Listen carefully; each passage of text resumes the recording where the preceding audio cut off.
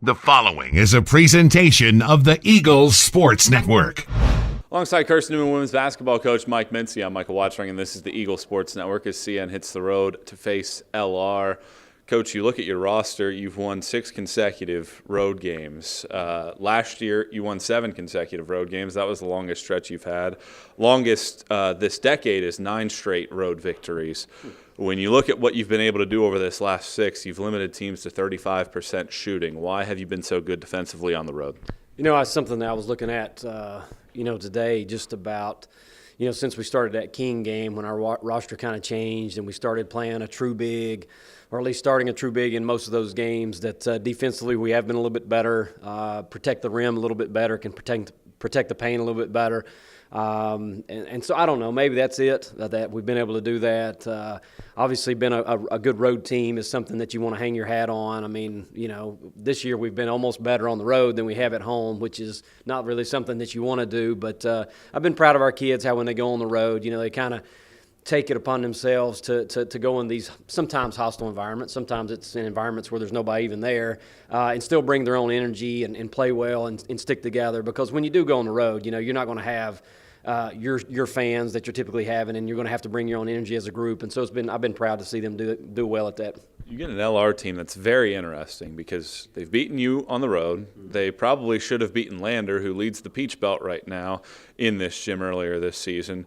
Yet they haven't beaten anybody else that ranks above them in the conference standings this year. Knowing that they've beaten you this year, does that put everything else to the side, that their record doesn't really matter and that this team can beat you on any given game? I mean, there's no doubt. I mean, this year in particular, I feel like in women's basketball, you can't even do score comparisons. I mean, some of the stuff that happens during the year doesn't even make sense. It doesn't even make good sense, And so any day you can get beat, you can win.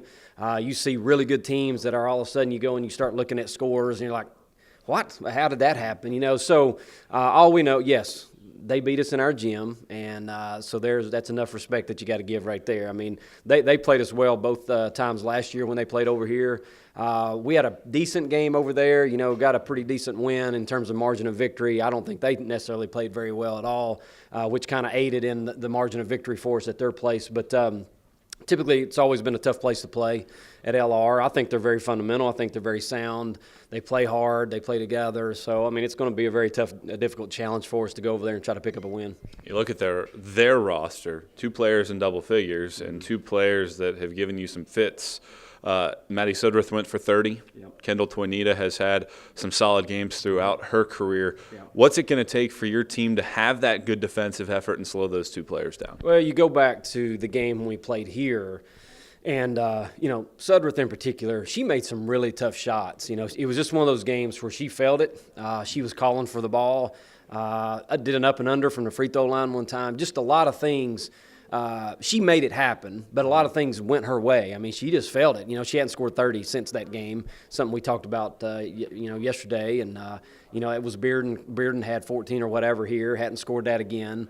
Now, Toinita has. She's gone for a couple of big games since that. But, in the third quarter, I give LR a lot of credit. They came in here, they took it to us, they beat us.